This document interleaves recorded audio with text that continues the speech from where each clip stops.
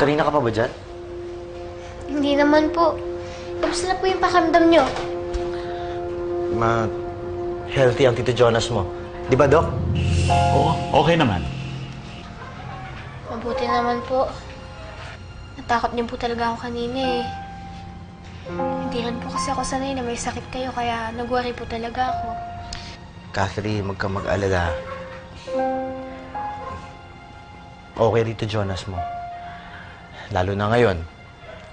Talagang tayong dalawa na lang yung magiging magkasama. Kaya dapat alagaan niyo po yung sarili niyo.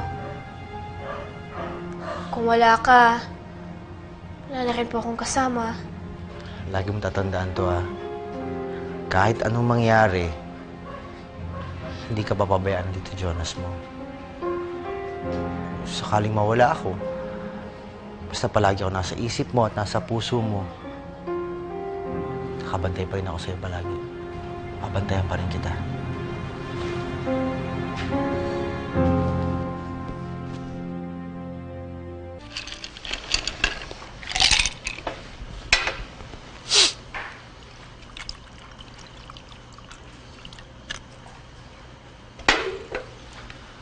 Alam mo, Jonas, okay naman yung mga plano mo na i-secure yung future ni Catherine. Eh.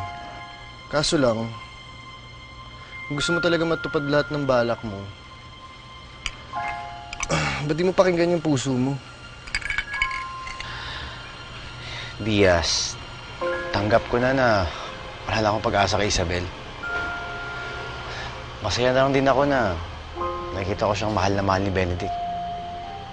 At masaya na rin ako naalagaan ko na lang si Catherine dahil yun naman yung gusto niya. Hanip ka rin, pare.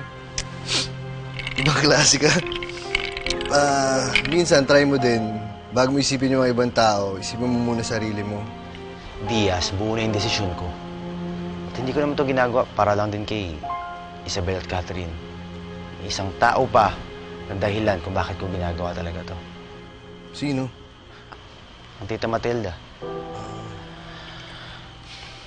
Ito na siguro yung paraan ko para masuklian ko yung mga pag-aalaga niya sa akin noon. Ibubuhos ko na lang yung buong atensyon ko kay Catherine habang buhay pa ako. Tsaka, alam ko mas kailangan ako ngayon nun. Dahil sigurado ako na may problema yun. Dahil parehong ako yung nanay niya.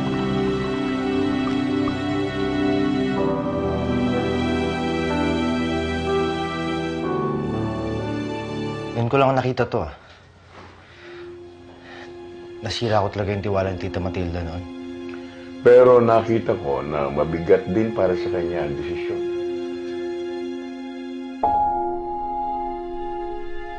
Tinatanggal niyo po ako bilang co-administrator ng mamanahin ni Catherine? Tita, bakit ho?